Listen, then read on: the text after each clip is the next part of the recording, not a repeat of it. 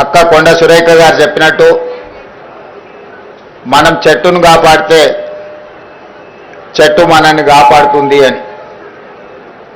పెద్దలు వనమే మనం, మనమే వనం అన్నారు. వనం పెంచినప్పుడు మనం జాగ్రత్తగా మనం అభివృద్ధి పదం వైపు నడుస్తామని. ప్రకృతిని కాపాడుకుంటే ప్రకృతిని మనల్ని కాపాడుతుంది అనేది అనుభవాల నుంచి నేర్చుకున్న పాఠం.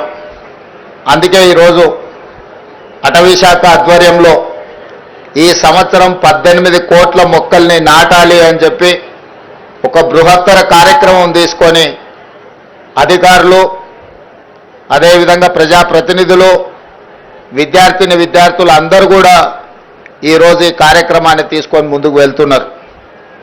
అయితే నేను ప్రత్యేకంగా మా అక్కల్ని, మా చెల్లెళ్ళని నేను అడగదలుచుకున్నా.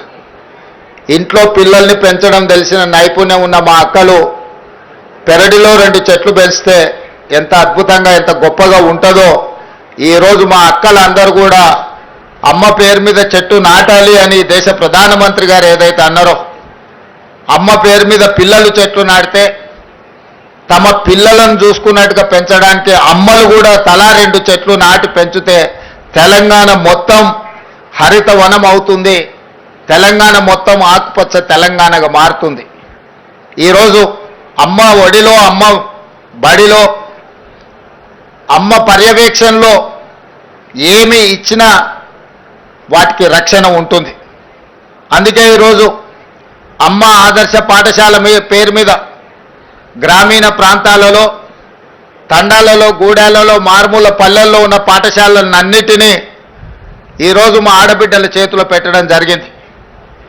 పిల్లల అటెండెన్స్ పంతులు తీసుకుంటే పంతులు పాఠశాలకు వస్తుర్రా లేదా వాళ్ళ అటెండెన్స్ తీసుకునే బాధ్యత మా అక్కలకి ఇచ్చిన ఈరోజు. ఎందుకంటే పిల్లల చదువు పట్ల శ్రద్ధ చూపించేది కన్న తల్లి కంటే ఎవరు ఎక్కువగా ఉండరు కాబట్టి ఈరోజు పాఠశాలలు మా అక్కల చేతిలో పెట్టినాం. ఇదే కాదు, ఒకప్పుడు సోలార్ వ్యాపారం, సోలార్ పవర్ ప్లాంట్స్ పెట్టాలంటే అదానీలు రావాలి, అదానీల వ్యాపారం అనేది. కానీ ఈరోజు 1000 మెగావాట్ల సోలార్ పవర్ ప్లాంట్స్ ఈరోజు మా అక్కల చేతుల్లో పెట్టి స్వయం సహాయక సంఘాలకు బాధ్యత ఇచ్చి ఈరోజు 1000 మెగావాట్ల సోలార్ విద్యుత్ ఉత్పత్తి ఒప్పందాలు విద్యుత్ శాఖతోని మా ఆడబిడ్డల చేతిలో, మా అక్కల చేతిలో పెట్టినాం. అదే కాదు, ఈరోజు ఆర్టీసీ బస్సులో మా అక్కలు ఉచిత ప్రయాణం చేస్తున్నారు. గతంలో అమ్మగారి ఇంటికి వెళ్ళాలన్నా, అమ్మవారిని దర్శనం చేసుకోవాలన్నా మా అక్కలకైతే ఇంటి ఆయననో లేకపోతే కొడుకునో పైసలు అడగాల్సిన పరిస్థితి, కిరాయి పైసలు. ఇప్పుడు ఇంటి ఆయన పని మీద ఆఫీస్కి పోతే అక్క అమ్మగారి ఇంటికి పోయి అమ్మని చూసి మళ్ళీ ఇంటికి ఆయన వచ్చే లోపల వచ్చేటట్టు ఉచిత బస్సు ప్రయాణం ఇచ్చినాం. బస్సుల్లో ఉచితంగా మా అక్కలు, మా చెల్లెళ్ళు ప్రయాణం చేయడం కాదు, ఈరోజు రాష్ట్రంలో 1000 బస్సులు కొని మా ఆడబిడ్డలే ఆర్టీసీకి కిరాయికి పెట్టారు. ఇలా 1000 బస్సుల యజమానులు మా అక్కలు అయ్యిండ్రానంటే ఈరోజు వాళ్ళ చేతుల్లో వ్యాపారం ఉంటే బాగుంటుంది అని చెప్పి మా అక్కల కోసం ఈరోజు ప్రత్యేకమైన ప్రణాళికలు చేసినాం. ఈరోజు హైటెక్ సిటీ అంటే మన వాళ్ళందరూ విప్రోనో, ఇన్ఫోసిస్నో లేకపోతే మైక్రోసాఫ్టో ఇట్లాంటి మా పాత్రికేయ మిత్రులు పేపర్లలో రాస్తుంటారు.